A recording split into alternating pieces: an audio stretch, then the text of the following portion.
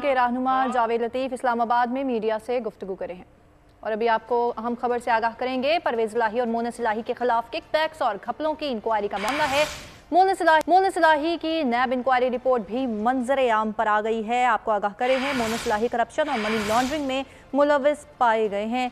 इस हवाले से मजीद आगाह करेंगी बोल न्यूज़ की नुमाइंदा फातिमा शराजी हमारे साथ मौजूद है। जी फातिमा शराजी, आगाह कीजिए।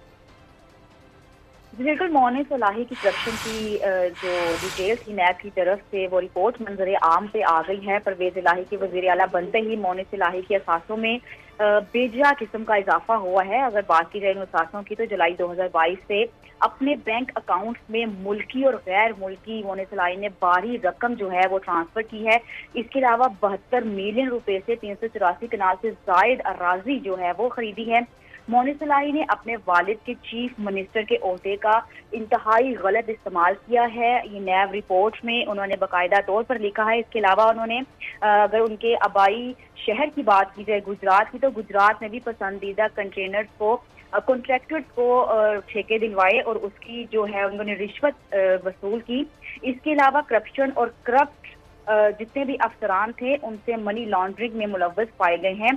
सरकारी ठेकों में केक बैग्स के केसेस में परवेज़ इलाही नैब की तहवील में अभी भी मौजूद हैं।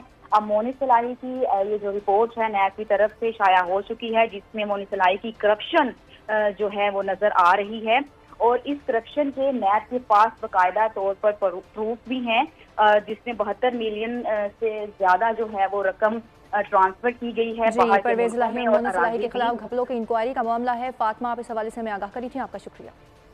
और अब आपको बताएंगे, कराची राशिद मिन्हास रोड के करीब निजी